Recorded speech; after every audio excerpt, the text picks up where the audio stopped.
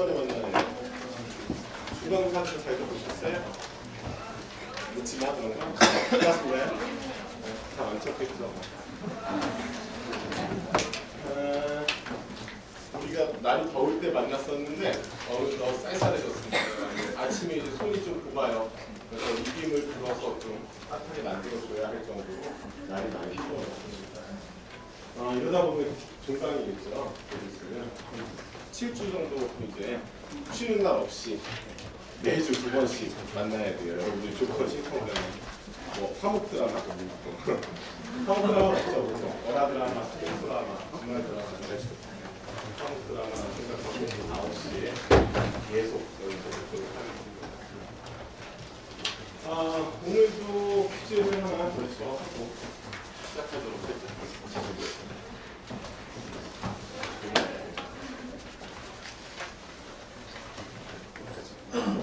첫 번째 무슨 글자죠? 네, 미술 윤자. 혹시 과감하게 도전할 사람 없겠죠?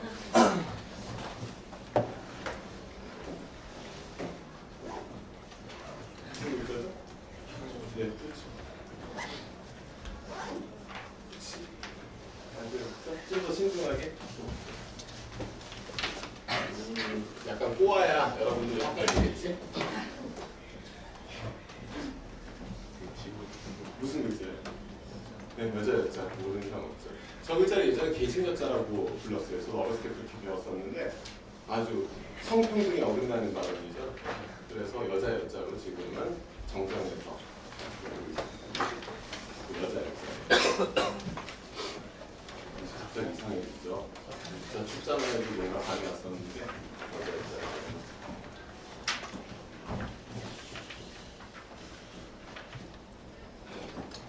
무슨 문제죠?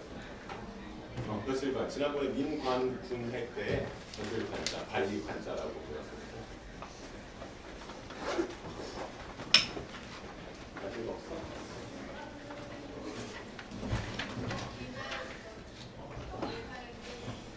무슨 글자예요?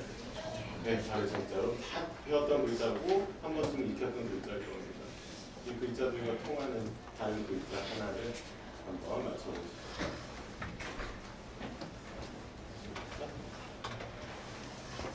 맞을까?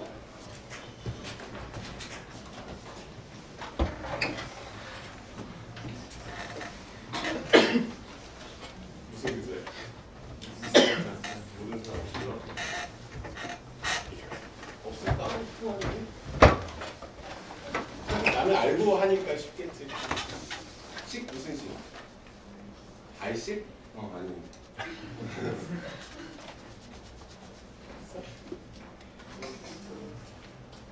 이쪽으로 하나 더 줄까?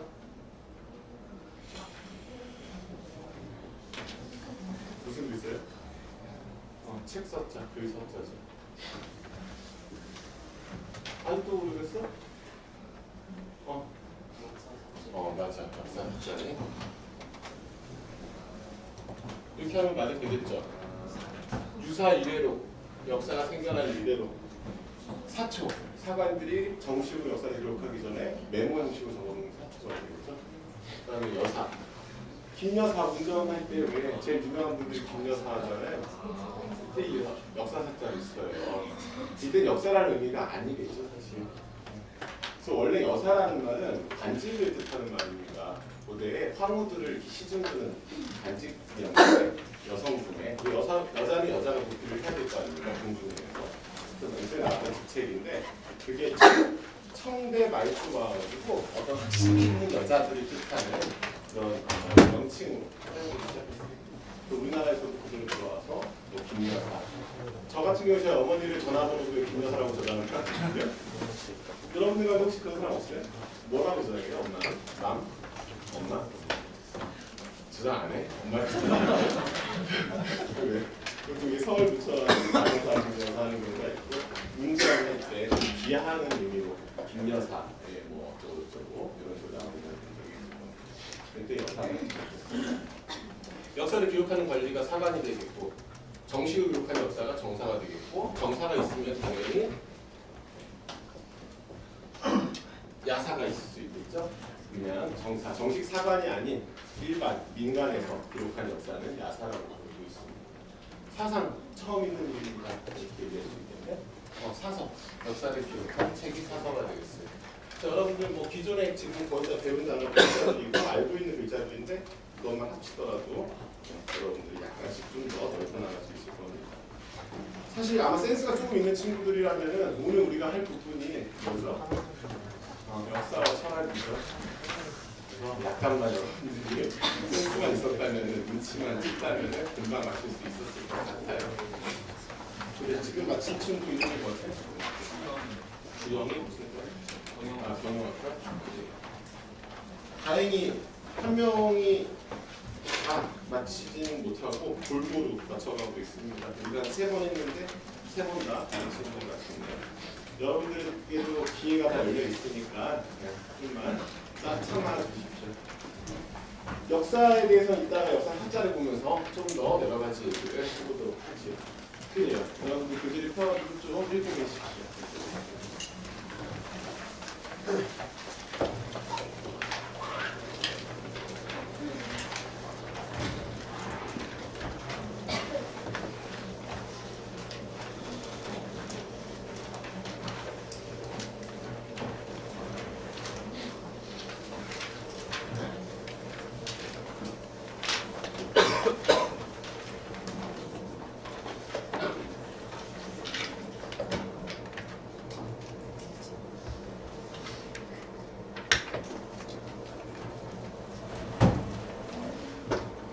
좀 읽어볼까? 제3강 역사와 철학. 좋습니다. 우리가 벌써 1강, 2강 마치고 세 번째 주제로 넘어왔습니다. 역사와 철학에 관한 내용입니다. 역자는 좀 더 설명할 거고 사자가 설명될 거고요. 철자가 교재에는 안 들어가 있는데 철자를 보시면은 이 아래에 있는 입구자를 빼고 위에 있는 걸 뭐라고 하는지 혹시 아시는 분? 무슨 절? 꺾일 절자죠. 꺾일 절자입니다. 저 위에 있는 꺾일 절자에서 음을 가져오고 아래에 있는 입구자에서 뜻을 가져온 글자예요. 그래서 현명하다라는 의미를 갖고 있습니다. 밝다, 현명하다. 그래서 철학, 그러면 현명한 이들이 하는 학문 혹은 현명한 학문 이 정도로 이해하시면 되겠습니다. 그러니까 입으로 뭔가 지식을 전해받고 예전에 그렇게 했었겠죠. 그래서 현명한 지식이라든가 지혜를 입으로 전해주다 해서 나온 뜻이 글자가 바로 이 밝은 철자, 현명한 철자. 그래서 철인이란 말 들어본 적 있죠? 철인, 공자, 철인 소크라테스. 그때 철이라는 거는 강철처럼 강력한 사람이 아니라 이렇게 현명한 사람 같아요. 철인 3중 경계에서 이것일까? 아니겠죠, 당연히. 쇠로 만든 무쇠 같은 사람이라는 뜻에서 쇠철자를 쓰는 겁니다. 그러니까 그런 식으로 우리말 음가는 똑같지만 의미가 다르다고 계속 연구했어요. 그래, 영상부터 하나 보고 시작할까요?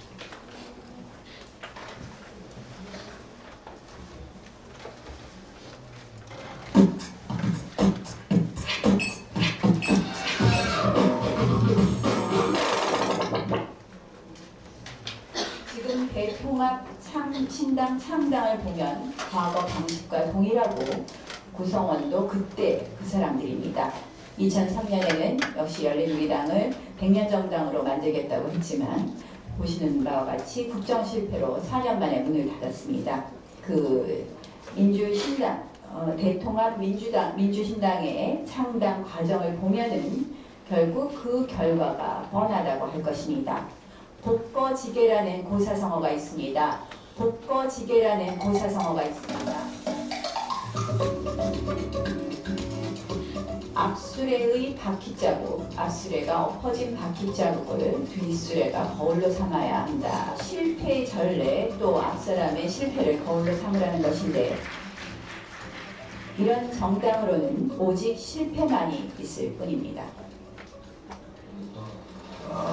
상대방 어떻게 흡수를 좀 내야겠다. 거기만 너무 열을 올리고 심지어 최근에 와서는 그래요. 제가 이거 왜 보여드렸을까요? 보여드렸을까요?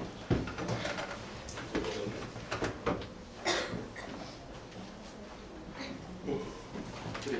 바로 아까 방금 나왔던 묶어지기라는 말 때문에 제가 이 영상을 여러분께 보여드렸습니다. 과제 낸 거를 쭉 보다 보니까 어떤 친구가 복고지를 했던 것 같은데 김소리인가? 김소리 했나? 누가 했죠 이거? 한 친구 있던데 없어? 있는데 분명히 제가 찾으면 가만히 듣지 않습니다. 감점이에요. 지금 잠깐하십시오. 없어 진짜? 좋아요. 이제 찾아서 다음 시간에 꼭 밝혀드리도록 하겠습니다. 보통 사라성어가 나오면은 두 글자씩 보라고 말씀드렸었죠. 근데 복거지 같은 건 약간 형태가 구문의 형태가 다른 모양을 띠고 있습니다.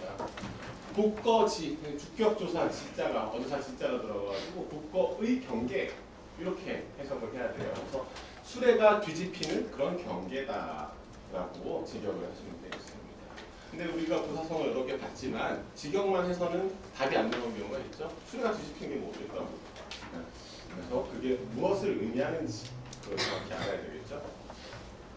그래서 여기가 측전을 보면 한서 가이점에 나오는 겁니다. 그래서 아까 제가 그 친구 찾으면 번역을 시키려고 했는데 그 친구 알았으니까 제가 번역문을 여기 아래다가 이렇게 실어놨어요. 한번 제가 읽어보겠습니다. 가이라는 유명한 재상이 있었거든요. 한나라 때. 그래서 가이라는 재상에게 왕이 어떻게 해야 나라를 잘 다스릴 수 있을까라는 것을 물어봤습니다. 그랬더니 가이가 이렇게 대답해요. 이런 말이 있습니다. 앞수레가 넘어지면 뒷수레에게는 경계가 된다 라는 말이 있다고 얘기해요. 여러분들이 뭐 겨울이 돼가지고 이렇게 길을 걸어가는데 앞에 빙판이 있는 걸 몰랐어요. 요새는 다 스마트폰으로 다니니까 이러고 빙판이 있는지도 모르고 가는데 앞 사람이 갑자기 넘어져. 그럼 어떻게 하겠습니까 여러분들이? 똑같이 가서 넘어지겠어요? 그러지 않겠죠. 피해가야 되겠죠 당연히. 앞에서 뭔가 잘못한 일이 있으면 나는 그걸 따라하지 않겠다 라는 의미가 되는 겁니다. 역사의 실패를 교훈 삼아서 제대로 된 정치를 펼쳐라 라는 의미를 갖고 있는 거죠. 그래서 넓게 보면 그런 의미를 갖고 있고 가깝게 보면 남의 실수를 거울로 삼아서 나는 실수하지 말자 라는 의미를 갖게 되겠습니다. 그래서 그 3대의 시기, 아주 태평성대라고 얘기하는 3대의 시기 가운데 주되었던 까닭은 지나간 일을 통해 잘 알 수 있습니다. 그러나 이를 따르지 못한다면 이는 성인의 가르침을 본받지 않는 것입니다. 진 다음이 한나라였잖아요. 그래서 진나라가 오시는 분까지 망해서 그걸 상기시키고 있는 거죠. 진나라가 빨리 망한 까닭은 그 지나간 자체를 통해 잘 알 수 있습니다. 그런데도 그 어리석음을 피하지 않는다면 뒷수레도 그 뒤집히고 말 것입니다. 그러니까 한나라, 자기네 나라의 비유가 되겠죠. 뒷수레라는 건요. 뒤집히고 말 것입니다. 무릇 나라가 보존되거나 망하는 변화와 잘 다스리거나 다스리지 못하는 기미의 요체는 실로 여기 있습니다. 그러니까 과거 일을 교훈을 잘 삼는다면 우리가 잘 다스릴 수 있다라는 얘기입니다. 그게 바로 복거지계라는 사사성어가 되겠습니다. 거자, 수레 거자 혹은 차부입니다라고 제가 한번 수업 시간에 말씀을 드렸던 것 같아요. 지자는 다 알 거고 복자하고 개자만 좀 보도록 하죠. 복자는요.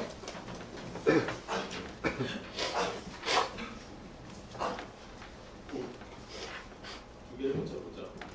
복자는 엎어지다 라는 뜻을 갖고 있고 뒤집히다, 엎어지다. 그래서 고속도로에 보면은 여러분들이 직접 운전을 하시는 분들도 있겠구나. 운전하고 가다 보면 혹은 아버지가 태워주는 차 타고 가다 보면은 고속도로에서 뒤집히다 이렇게 있을 거예요. 그런 사고를 뭐라고 그러죠? 전복 사고라고 그러잖아요. 그래서 뒤집힐 전자에 뒤집힐 불자를 쓰는 겁니다. 그래서 차가 완전히 뒤집힌 사고를 전복 사고라고 그러죠. 추돌 사고는 뒤에서 차가 부딪힌 사고가 추돌 사고예요. 서로 마주오는 방향의 차가 부딪힌 사고는 뭐라고 그러죠? 충돌이라고 합니다. 그리고 사실은 우리가 언어를 정확히 알아야 그게 어떤 사고인지를 알 수 있는 거예요. 그것도 모르고 그냥 다 충돌 사고다. 충돌 사고라고 표현이 되면은 못할 자가 난다 보네. 이렇게 생각할 수도 있는 겁니다. 점점 도착하게 여러분들이 정확히 오해를 하는 겁니다. 재미있는 거는 이게 덮다라는 의미도 가지고 있어요. 뭔가를 뚜껑을 덮다. 그래서 그때는 부라고 있습니다. 여기서 한 가지 더 재미있는 부분은 위에 부분 제외하고 아래 있는 이것도 역시 의미 두 가지를 익힌다라는 거예요. 회복할 복자, 돌아올 복자하고 다시 부사로 쓰일 때 다시 부라고 쓰입니다. 그러니까 모양은 다르지만 두 개의 글자가 음을 똑같이 두 개씩 갖고 있다는 걸 꼭 기억을 해 두십시오. 그래서 뭐 회복, 복귀. 군대 갔다 온 친구들 뭐 했어? 지난 학기에? 복학했죠? 네. 학교에 돌아온 게 복학입니다. 되돌아올 복자였어. 부학이라고 그러진 않죠. 그 아래 있는 글자 경계 글자인데요. 경계할 글자. 훈련 경계 경보 변력, 뭐 민방위 훈련할 때 뭐 그런 식의 표현을 들어본 적이 있을 겁니다. 그래서 저 사람 좀 경계해야 돼. 저 사람 좀 이상해. 사이코야. 조심해야 돼. 경계해야 돼. 할 때 경계할 때 있어요. 글자의 모양을 가만히 보시면은 여기에 있는 거를 제외하면 이게 무슨 글자죠? 창과죠. 창과 모습입니다. 그래서 무기를 들고 있는 모습이에요. 두 명이 손을 붙잡고 무기를 들고 있는 모습입니다. 그래서 옛날에 불침번을 설 때는 두 명이 같이 등을 맞대고 이렇게 기대고 앉아서 여러분들은 총 들고 서서 불침번 섰죠? 그게 다 면제인가? 아마 각자의 위치에서 총을 이렇게 자경계총이나 우경계총을 하고서 이렇게 불침번이나 외곽 방어를 쳤을 거예요. 근데 예전에는 창을 들고서 등을 이렇게 맞대고, 왜냐면 한 명이 졸면은 한 명이 깨잖아요. 그렇게 되면. 그래서 마주보고 등을 맞대고 서 있었던 거예요. 그래서 두 명이 손으로 창을 맞잡고 있는 모습이 경계할 대자예요. 왜 창을 들고 있겠습니까? 외부에서 누가 들어오는지 살피려고 경계하려고. 그래서 대자가 그렇게 나온 글자가 바로 경계할 대자입니다. 아래에 있는 그 관련 단어를 좀 보도록 할게요. 먼저 복자. 네, 각주형 해볼까? 비복. 그다음 뭐? 복분자. 좋습니다. 진복. 진복이 들어가요? 우리 좀 전에 뭔 얘기 있었어요? 참 어떻게 됐다고? 전복. 좋습니다. 우리 박주영 친구가 맨 처음에 이걸 비복이라고 할 것도 상당히 괜찮은 추론입니다. 왜냐하면 글자 모양 가운데 일부가 뭐라고 다시? 번복. 그래 번복이라고 번복을 했어요. 맞습니다. 번복이에요. 자기의 말을 뒤집어서 엎는 게 번복이에요. 좋습니다. 그렇게 하시면 돼요. 지금 아주 좋습니다.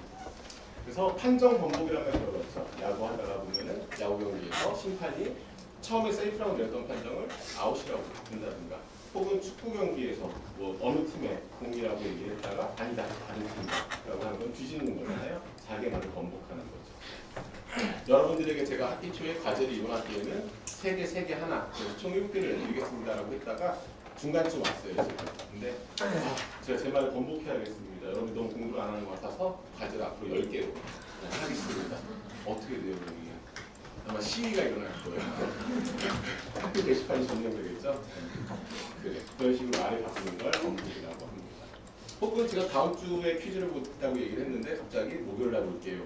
짜증나죠? 그래. 이 뒤집는다는 뜻이에요. 그래서 말 뒤집다. 혹은 물리적으로 뒤집히다. 두 번째 복분자가 뭐예요? 응? 남자에게 좋은 거. 맞아. 왜 좋지? 왜 좋을까? 글자로 한번 의미를 풀어볼까? 왜 좋은지. 뭘 뒤집어? 요강을 뒤집는 거예요. 뒤에 있는 자자는 열매, 그 식물의 씨에 쓰는 자자거든요. 그래서 복분이라고 하면은 요강을 뒤집는 게 복분입니다. 어떻게 요강을 뒤집어? 요강 본 적 있는 사람? 있어요?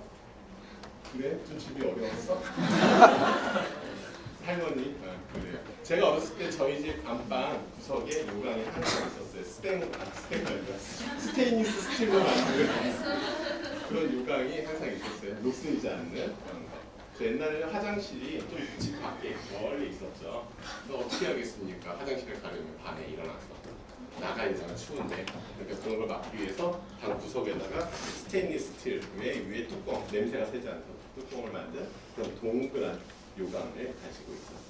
자다 깨가지고 오줌 마려우면은 가로 오줌을 싸고 다시 뚜껑 덮어놓고 자기 자리에 와서 자고, 그런 식으로. 요강이 뒤집히려면 어떻게 해야 되겠습니까? 오줌빨이 써야 되겠죠. 네. 그래서 뭐 모르겠습니다. 그게 남자의 장면과 상관이 있는지 모르겠습니다만 그런 의미에서 요강을 뒤집을 정도로 어떤 그런 신진대사가 원활하게 된다라는 의미로 복분자라는 명칭을 갖게 됐어요. 최근에 어떤 방송에서 어떤 방송인이 요강을 지칭하는 건 분명한데 계속 오강이라고 얘기를 하더라고요. 오강. 발음이 비슷하니까. 또 오줌하고 오자가 비슷해서 그런 것 같기도 해요. 그러니까 오강이라고 자기는 그렇게 들었었겠죠 어서부터. 근데 그 요자는 오줌 요자예요. 오줌 요자는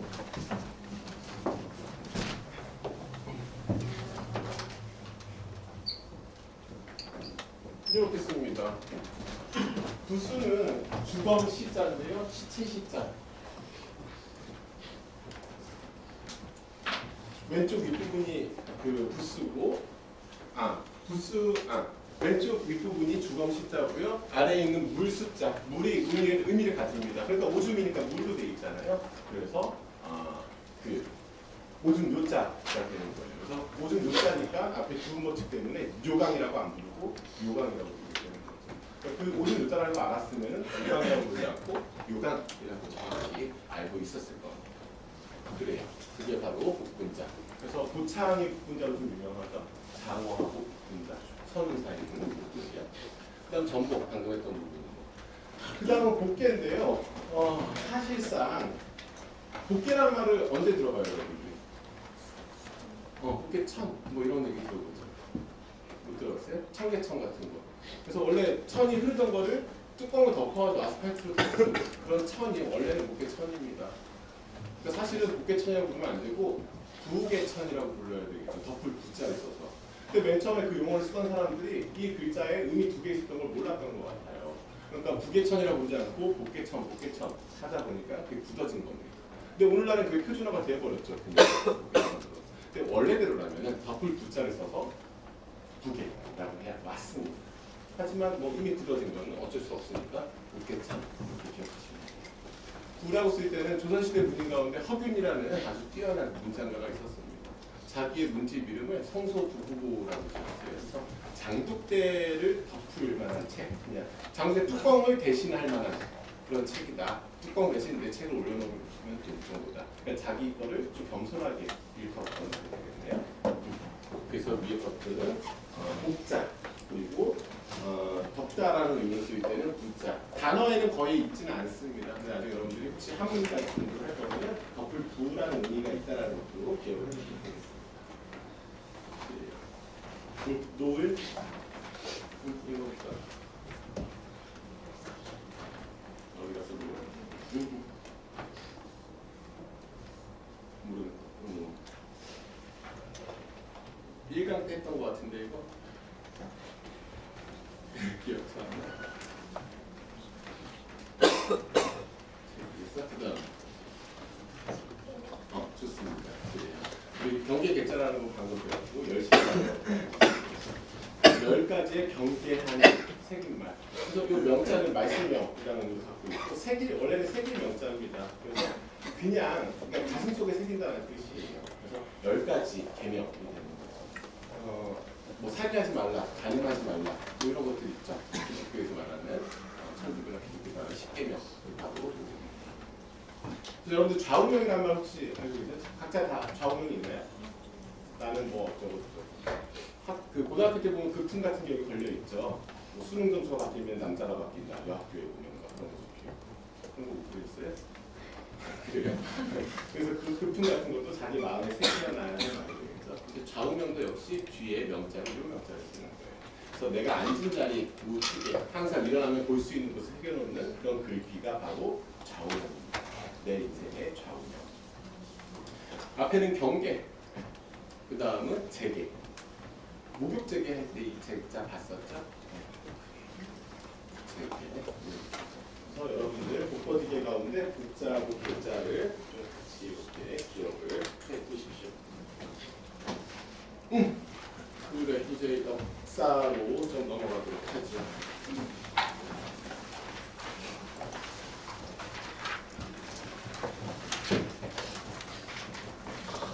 부수 가운데 그칠 지자가 나오게 되면 멈추다라는 뜻이죠. 그칠 지니까 멈추다라는 의미가 있죠. 근데 멈추려면 뭘 멈추는 겁니까? 가다가 발을 멈추게 돼요. 여기에 들어가게 되면 대부분 발의 의미를 갖고 있습니다. 발로 어딘가 이동하다. 혹은 발의 정자도 아래 여기 있었죠. 그래서 발의 정자 내가 설명할 때 뭐라고 했습니까? 발의 정자는 요 위에 획이 하나 더 있었죠. 그래서 어떤 성을 정벌하러 가는 발걸음, 등산의 발걸음이라고 설명합니다. 마찬가지입니다. 그치 진짜 들어가게 되면 대부분 다른 의미를 갖는구나라고 기억을 해주시면 이렇게 기역자를 거꾸로 해놓은 180도 뒤집어 놓으면 되면 언덕. 그래서 벼가 이렇게 벼 화자잖아요. 벼가 이렇게 쌓여 있는 그런 언덕을 발로 지나다닌다. 발로 왔다 갔다 하다. 이런 의미가 있습니다. 그래서 맨 처음 의미는 지내다. 지나가다 혹은 지내다. 시간을 지내다. 시간을 보내다. 혹은 내가 진짜 발로 걸어다니다. 라는 의미를 갖고 있습니다. 그래서 지내력 또는 역 등을 갖고 있습니다. 이 역자는요. 지내다라니까 겪다라는 의미도 같이 가질 수가 있겠죠. 그래서 이 아래에 그칠자가 들어가는 그 지낼 역자하고 해일자가 들어가는 청력 역자, 달력 역자를 같이 기억해 주십시오. 역자가 같이 쓰이는 경우는 보통 좀 약간 혼동이 되기도 하고 의미가 약간 차이가 있기 때문에 이거는 같이 기억해 주시는 게 좋습니다. 아래 그칠자가 들어가게 되면은 지내다 혹은 역사할 때 쓰는 역사고 아래 해일자가 들어가게 되면은 뭔가 달과 관계된 거구나 이렇게 기억해 주시면 좋겠습니다. 네, 4번 차승윤 읽어볼까? 붙여서 읽어보면 잘 모르겠어? 경력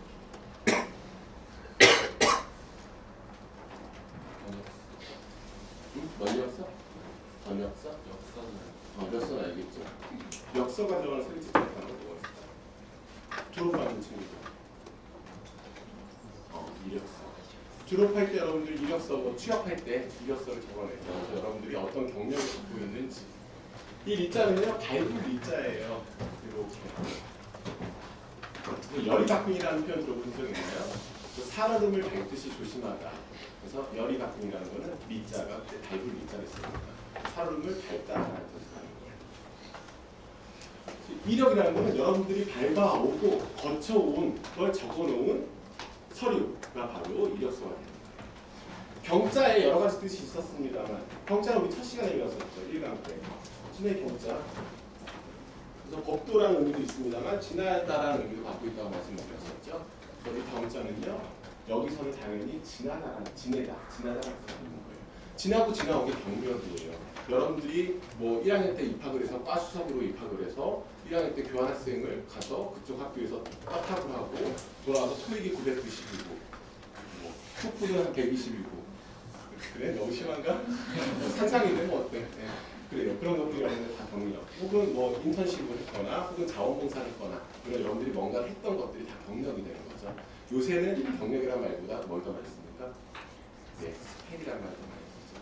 근데 스펙에는 제가 느끼기에는 약간은 좀 뭔가 수치화되고 계량화된 좀 뭐랄까 자본주의의 냄새가 많이 된 그런 어휘가 아닌가 그런 생각을 해요.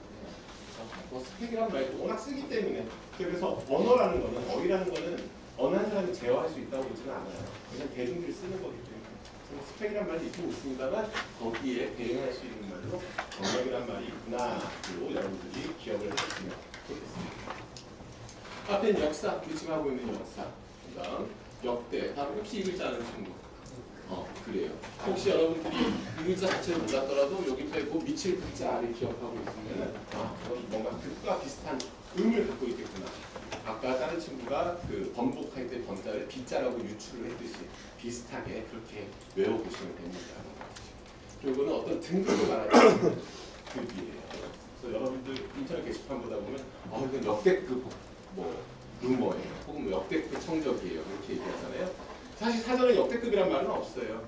역대, 그냥 역대만 해도 말이 되는 거죠. 근데 그렇게 또 말을 쓰다 보니까 자꾸만 재생산이 되고 있는 것 같습니다. 그러다 보니까 뭐 전설의 레전드 그런 말로 전설이 전설 레전드인데 그리고 전설의 레전드야. 네, 좀 이상해. 역대급이란 말이죠. 근데 신문에서도 자꾸 이런 거 쓰는 건 문제라고 봐요.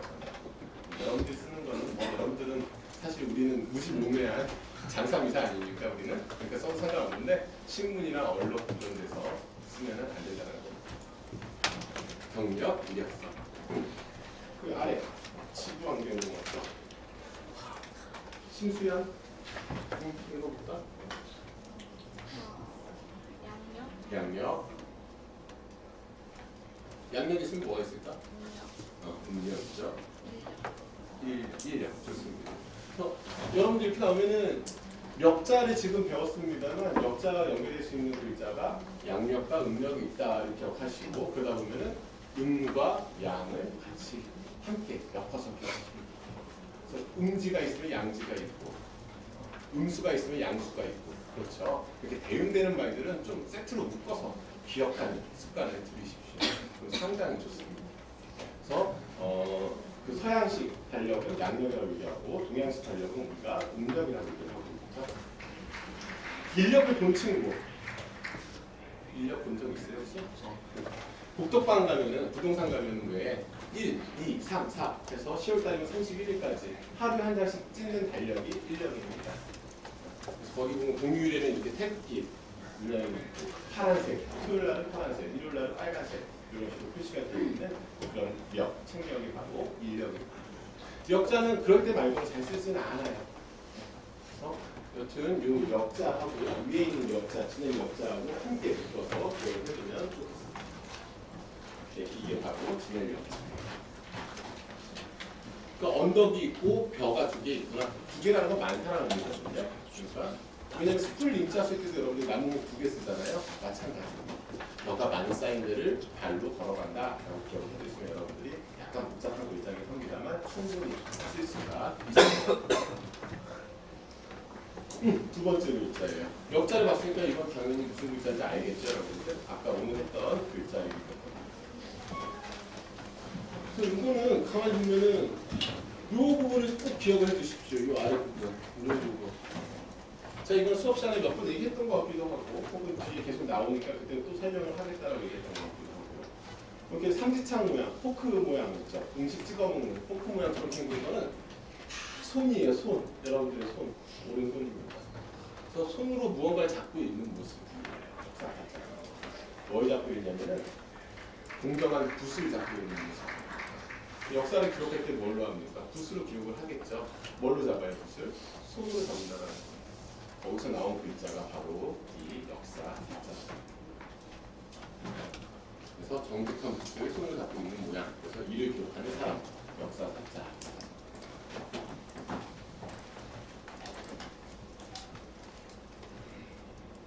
이 사자는요 아래에 있는 벼슬 리자, 벼슬아치 리자, 관리 리자입니다. 지난번에 어떤 관리 관자, 관청 관자하고 같이 붙이면 관리가 되는 거예요. 여기 한강오리야, 아니 읽어버렸네. 관자하고 리자 이렇게 붙이면 되는 겁니다. 제가 괜히 읽어버렸어요. 아래 왼쪽에 사람 인별이 들어가게 되면 불사자, 하여금 사자, 사역 행사를 만드는 사자가 됩니다. 이 세 개는 모양도 비슷하고 하기 때문에 꼭 기억을 같이 해두면 좋겠습니다. 사학과가 오늘 홍영수도 하시네. 정재학과 성준 봤어요? 정병호 읽어볼까? 네, 좋습니다. 사관, 역사를 기록하는 관리가 사관이고 동양사, 동양의 역사가 동양사, 경제라는 학문의 역사는 경제사가 되겠죠. 여러분들 가족의 역사는 뭐가 됩니까? 가족사. 여러분들 개인의 역사는 개인사. 자꾸 소개팅 나가서 개인사를 캐묻지 마세요. 되게 싫어합니다. 네, 그런 식으로 앞에 역사 사자, 앞에 뭐만 붙이면 다 그와 관련된 역사라는 의미를 갖고 있죠. 이 글자는 당연히 어렵지도 않을 뿐더러 당연히 알고 있어야 되는 그런 글자. 국사, 한국사.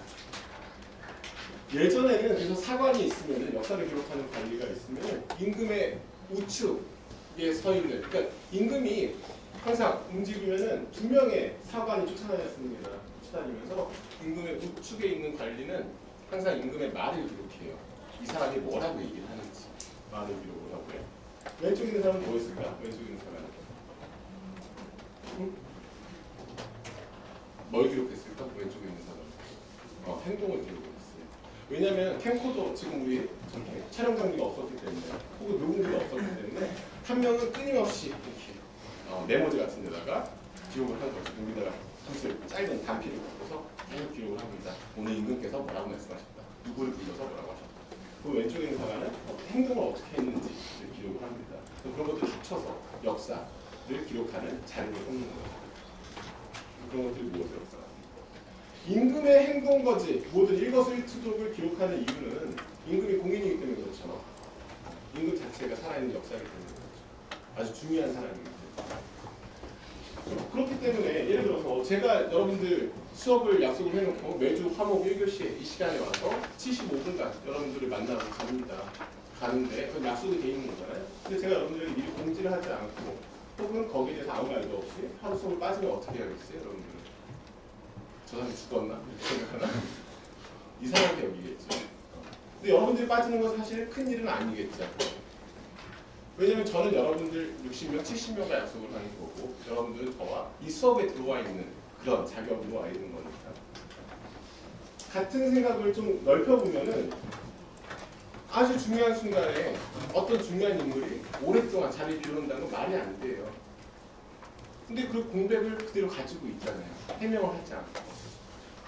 그런 거는 일단 우리가 역사적인 사실에 비춰보면은 있을 수 없는 일이라고 생각합니다. 불가능한 일이죠. 네.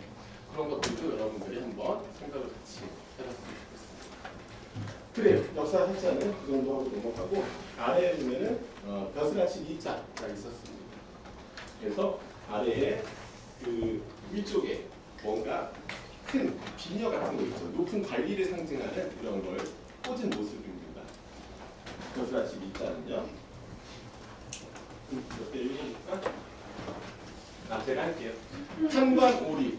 여러분들 들어본 적 있죠? 탄관오리라는 말. 탄관오리라는 거는 사실상 이런 식으로 만들어지는 글자들도 제법 있습니다. 또 같은 것들의 반복이에요. 탐욕스러운 관리, 더러운 관리. 그러니까 탐욕스럽고 더러운 그런 관리. 더럽다라는 건 정말 씻지 않아서 더럽다는 건 아니겠죠. 어떤 그 뇌물을 받거나 이렇게 도덕적으로 타락한 걸 의미합니다. 그런 걸 우리가 탄관오리. 그다음 청백리. 탄관오리와 반대되는 개념들이 있는데요. 맑고 깨끗한 그런 관리가 청백리입니다. 조선시대 때 보면은 청백리를 시상하거나 이런 얘기를 하고 했었죠. 그 다음은 관리라고 했습니다. 리자가 들어가게 되면은 뭔가 행정적인 업무를 담당하는 그런 버스가치들이라고 기억을 해주시면 좋겠습니다. 아래에 있는 사자는요. 사람 인자가 들어가죠. 그래서 어떤 사람을 부리다. 혹은 누구로 하여금 뭘 하게 하다, 사역동사, 혹은 외국으로 가는 사실 이런 걸 의미합니다. 그래서 맨 처음에 사용, 뭔가를 쓰게 한다, 쓰고 부리다라는 게 사용입니다. 나는 그 물건을 사용한다. 노사관계라는 말 들어보셨죠? 그래서 노사관계에서 혹은 노사협상, 올해의 노사협상은 어떻게 됩니까? 그래서 노라는 거는 힘쓰는 노자, 그래서 근로자들, 힘을 쓰는 근로자들을 의미하고요. 뒤에 있는 사자는 근로자들을 부리는 사용자 측을 의미합니다. 그래서 노사협상이라는 것 뒤에 회사 사자를 쓰는 게 아니라 이 부릴 사자를 쓴다는 걸 꼭 기억을 해두십시오. 여러분들 혼동하기가 쉽습니다. 이런 노사관계이기 때문에 노동자들하고 회사라고 기억하기가 쉬워요. 그게 아니라 여기 있는 부릴 사자를 써야 된다는 걸 기억하십시오. 사역. 요새는 명칭을 뭐라고 하는지 잘 모르겠어요. 제가 문제 있을 때는 주말에 이렇게 잡초를 뽑거나 혹은 눈이 많이 왔을 때 눈 제설 작업 이런 것들 다 사역이라고 불렀거든요. 그래서 오늘 사역이 있으니까 몇 명 집합을 하십시오. 이런 식으로 얘기했는데 뭐 작업이라고 부르는 부대도 있을 것 같고요. 근데 저희 때는 그걸 사역이라고 얘기했습니다. 그러니까 사역이라는 건 일을 부리는 게 사역이죠. 그래서 여러분들 뭐 사역동사라는 말 영문법 할 때 많이 배웠었죠. 그때 쓰는 것 바로 이 사역입니다. 외국에 나가 있는 큰 사실이 대사예요. 그래서 주한 미국 대사 혹은 주미 한국 대사. 주한이라는 건 한국에 머무르는 미국의 대사가 주한 미국 대사가 되겠고 주미 한국 대사는 미국에 머무르는 한국 대사가 되겠습니다. 그런 식으로 기억하면 좋겠습니다. 그래, 역사 학자까지 좀 보시고 그 다음은 배우 학자가 되겠습니다.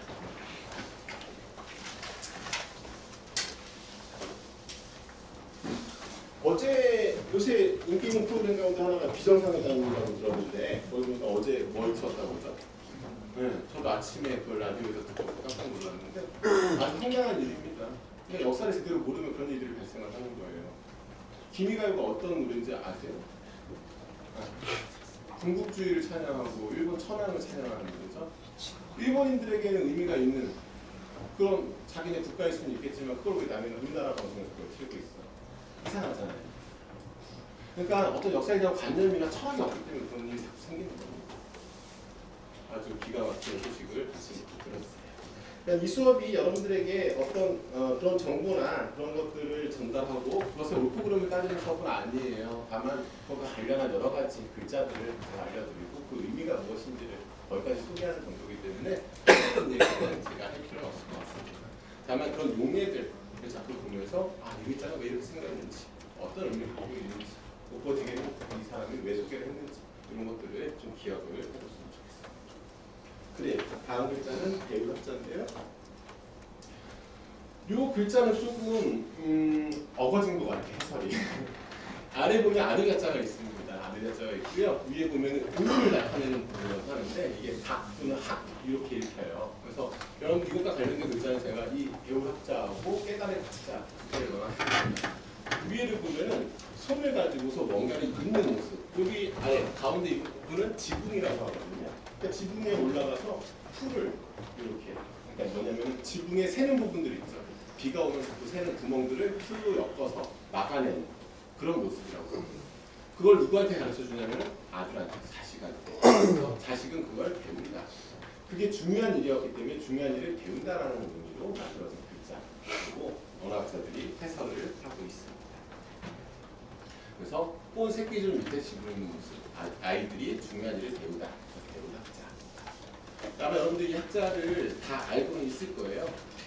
이 학자하고 같이 보일 글자가 밑에 있는 깨달의 학자입니다. 학자하고 다른 점은 아래에 있는 게 아들자자가 아니라 볼견자. 이 차이밖에 없어요. 그러니까 위에 있는 부분에서 음을 가져오고 아래에 있는 볼견자나 아들자자에서 의미를 가져왔다는 것을 증명을 하시면 됩니다. 뭔가를 깨달으려면 어떻게 해야 되겠습니까? 봐야지 깨달겠죠.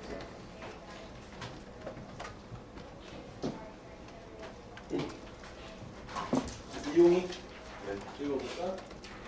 학교, 방문, 학습. 네. 잘 모르겠어요. 잘 모르겠어? 학교, 뭐 고려대학교, 고등학교, 중학교 한데 그 다음에 학문, 배우고 묻는 게 학문입니다. 그래서 학문이라고 쓸 때는 그럴 문자를 쓰기도 해요. 그런 문자도 쓰기도 하는데 일반적으로 우리가 학문을 하다 넌 무슨 학문을 하니? 하고 물을 때는 이 학문을 씁니다. 일반적으로 무림 문자를 씁니다. 학습, 배우고 익히는 게 학습이 되겠죠.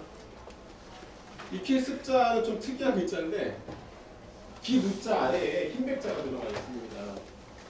근데 이거를 저희 집사람이 무슨 교육을 이렇게 갔다 오는데 어느 날은 가서 그 한자, 요 습자에 대해서 어떤 그쪽 가르쳐 주시는 분이 이렇게 설명을 했다고 해요. 새가 기두자니까 새가 날개짓을 하려면 100번이나 연습을 해야 날아갈 수 있다. 이렇게 배웠다고 참 멋있다, 멋있는 설명이었다고 저한테 얘기하더라고요. 그 설명 이상한 점이 못 느끼겠습니까? 흰백자잖아요, 이거는. 100백자가 아니잖아요. 100번 연습을 하려면 100백자가 돼야지. 그래서 어디 가서 사기꾼 소리 듣고 왔어요? 제가 막 그렇게 얘기를 했는데 원래는 스스로 자자입니다. 그게 모양이 변해서 흰백자로 오는 거예요. 그러니까 스스로 직접 날깃을 해서 배우는 게 배울 습자, 익힐 습자가 되는 거예요. 그래서 그거는 이제 자원을 아마 그 가르치는 분이 몰랐기 때문에 그렇게 얘기를 했던 것 같아요.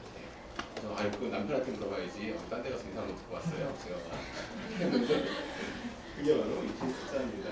날개짓을 스스로 하자. 그렇다고 해서 여기 아래다가 스스로 자자를 쓰면 안 돼요. 글자 모양이 흰백자. 변형돼서 고착화되기 때문에. 그 다음 방금 못 읽은 글자는 교학상장입니다. 교학상장이라는 말 들어보셨죠? 무슨 글? 가르치고 배우면서 서로가 성장한다, 자란다.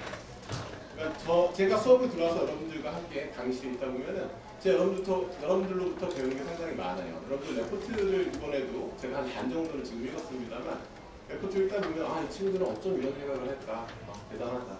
그런 생각들을 하거든요. 그러니까 저는 그런 걸 보면서 여러분들부터 배우는 거고, 혹은 요새 젊은 친구들, 저의 즐거움 중에 하나는 저는 계속 나이를 먹고 늙어가지만 여러분들 항상 20대 초반에 여러분들이 강의실에 앉아있다는 거거든요. 그래서 항상 젊게 살 수 있는 것 같아요. 젊은 에너지가 없고, 젊은 친구들은 어떤 생각을 하고 사는지 이런 것들을 계속 제가 기운을 받기 때문에 좀 즐겁게 살 수 있는 것 같아요.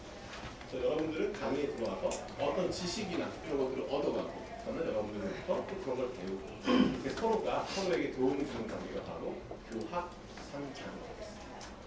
여러분들도 아마 과외 같은 거 아르바이트로 많이 하게 될 텐데, 그때 보면은 애들한테 놀랄 거 없어요? 없어? 애들은 그 공부를 안 해요. 엄청 날 생각이 안 돼요.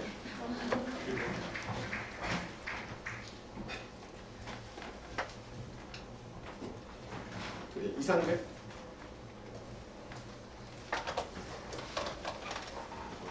모르겠어? 감각. 좋습니다. 좋습니다. 또 여러분들이 눈치챘겠지만 이 각자가 들어가 있는 다 뭔가 감각, 지각, 어떤 느끼는 것과 관련이 있다는 것을 눈치채셔야 돼요. 그래서 느낄 감자에 깨달을 감자. 그래서 여러분들이 감각이 바로 그거고, 미각, 맛을 느끼는 감각이 미각입니다. 지각, 아는 것, 알고 깨닫는 게 지각입니다. 저 사람 참 지각이 없어. 이렇게 읽었어요. 앞에 있는 거는 조금 읽기가 어렵죠. 그래도 요건 읽을 수 있겠죠. 100. 그 다음 5. 그래. 각. 그래. 대호각성이라고 있는. 대호각성이 무슨 뜻이에요?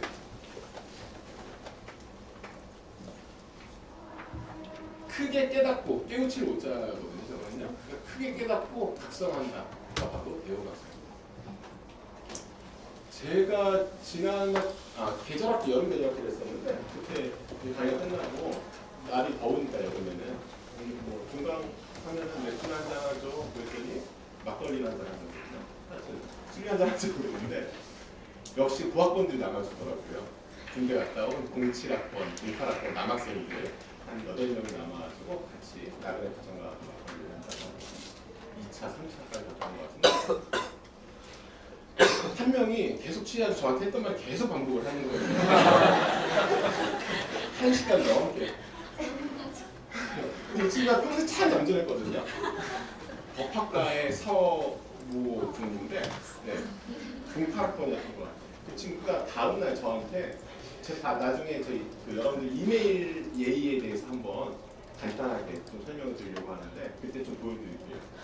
이 친구가 장문의 이메일을 저한테 보내왔는데 다 한자로 바꿔가지고 이번 학기 무엇을 수강한 누구입니다. 그러면서 제가 되게 말투도 고와하게 옛 말투로 그러면서 썼던 말이 대호각성이라는 말을 써서 어제 저의 행동에 대해 대호각성하고 있습니다. 앞으로는 주량을 뭐 자제하고 설사 먹는다고 하더라도 최대한 자제해서 뭐 폐를 끼치지 않도록 하겠습니다. 이러면서 정말 장문의 이메일을 보내왔더라고요.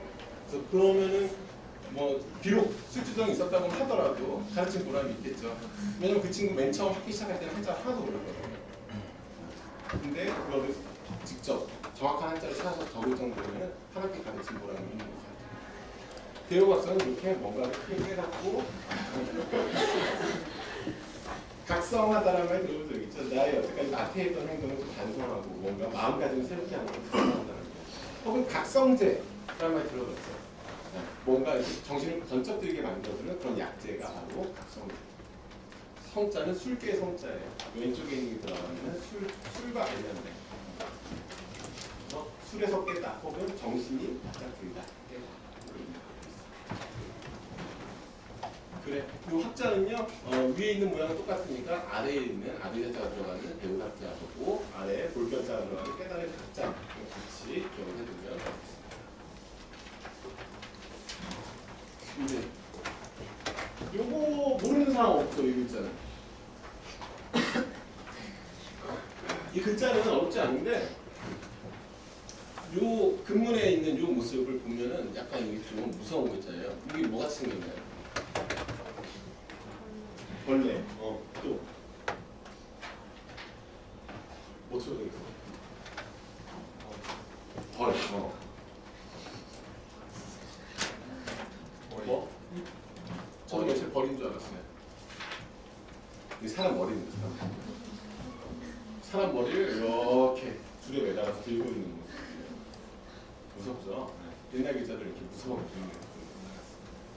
그래서 이 머리가 어떻게 남느냐면 글자 가운데 이 오른쪽에 있는 게 머리 숫자잖아요.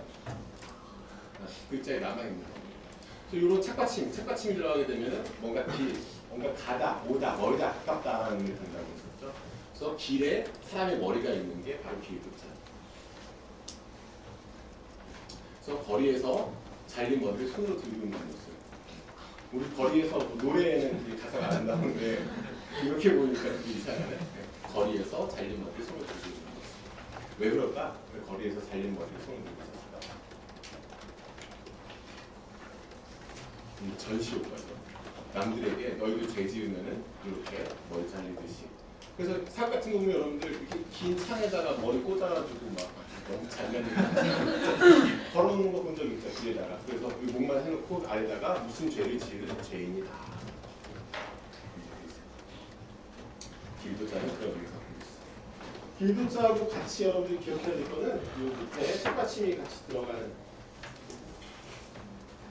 진자하고 태자를 같이 기억하면 좋겠습니다. 진태는 서로 상대하기도 하고요. 나아가는 게 있으면 물러나는 게 있죠. 진태. 그래서 이런 책받침이 원래 정확한 용어입니다만 책받침이라고 워낙 많이 하니까 뭘로 기억해서 상관없어요. 그래서 요거를 같이 이게 들어가면 길 혹은 뭐가 떠나다, 멀다, 가깝다. 원 그날 다 이게 들어가요. 물러나다, 나아가다 이런 의미가 예전에 이 점을 몇 개 찍어야 되냐고 여러분들 쓸 때 물어보는 친구들이 있었어요. 이렇게 하나를 찍어도 상관없고 두 개를 찍어도 상관없어요. 이체증.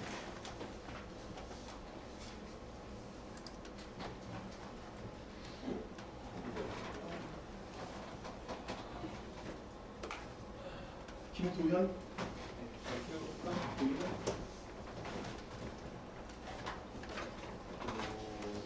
도로.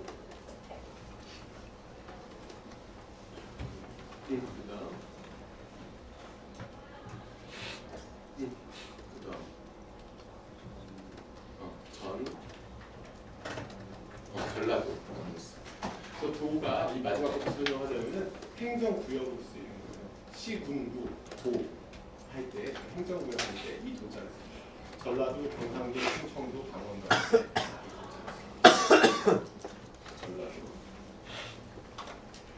전라도 같은 경우에는 어디랑 합친 말일까? 전주 하나 주죠. 강원도는 강릉과 원주, 경상도는 경주하고 상주, 충청도는 충주, 청주 그런 식으로 이렇게 있는 거예요. 여러분들 도로 같은 거 있죠. 경부고속도로 하면은 서울에서부터 부산까지, 경인고속도로는 서울부터 일산. 여러분들 혹시 일산 쪽 사는 친구 있어요? 없어? 있는데 말 안 하는 거죠. 서울부터 일산에 지나서 저희 판문점까지 가는 기차 노선을 뭐라고 그러죠? 경의선이라고 부르죠. 어디랑 어디 있는 걸까? 서울과 의주. 그래서 실제 의주는 지금 북한 저 서쪽 끝에 있잖아요. 우리나라가 이렇게 있으면 끝에 의주 신의주가 있는데 원래 노선이 그렇게 있었으니까 그대로 이름을 부르고 있는 겁니다. 통일 이름을 그래, 그런 식으로 이렇게 이름을 붙이는 거고요. 도로, 길도자의 길도자가 바로 도로가 되어 있고 가도, 길가자의 길도자. 이제는 서울에서부터 춘천까지 경춘 고속도로가 뚫렸죠. 맞나? 경춘 고속도로인가? 경춘 고속도로. 예전에는 그거를 경춘 가도라고 불렀어요. 그래서 그 북한강변을 끼고서 이렇게 구불구불 가을에 아주 이맘때쯤 길이 상당히 예쁩니다. 대성, 여러분들 MT 많이 가는 데 있죠. 대성리, 청평, 그 다음에 가평, 능내도 가나요 요새? 여러분들 MT 어디 때 가요 요새는? 가평 가요? 안가? 다 아웃사이더인가? 저희 보통 1학년 때는 좀 멀리 가죠. 가평이든 청평이든 이렇게 가다가 어차피 한 학기만 지나면은 MT가 술만 먹는다는 걸 아니까 점점 가까운 데로 그러다가 우이동 28번 버스 타고 지금 28번 없어졌죠 버스가. 우이동에 있는 MT권에 많이 가요. 그래서 그 낭만이 그러니까 어른들이 저도 예전에는 왜 그런지 몰랐어요. 그런 옛날 이야기 자꾸 하는 게 왜 그런지 몰랐는데 저도 나이가 점점 들다 보니까 그거 말고 할 얘기가 없는 거야. 내가 젊었을 때 나도 여러분들 말할 때 뭐 이렇게 깃발 들고 꽉이 들고 청량역에 모여서 가방에 다 모아서 가운데 꽂아놓고 엘리제를 부르다가 이상하게 MT를 가야 되는데 응원을 왜 하고 있는지 모르겠어요. 청량역 광장에서 지금 역사 말고 옛날 그 역사 1시간 정도 응원가를 열심히 하다가 개성리에 내려서 또 해. 왜 하는지 모르겠는데 또 해요. 또 가방 꽂아놓고 땀 쭉 빼고 가지고 오리배 타고 뭐 이런 거. 오리배 안 타요? 남녀 짝수 안 맞으면 해적선이나 해녀선이 생기잖아요.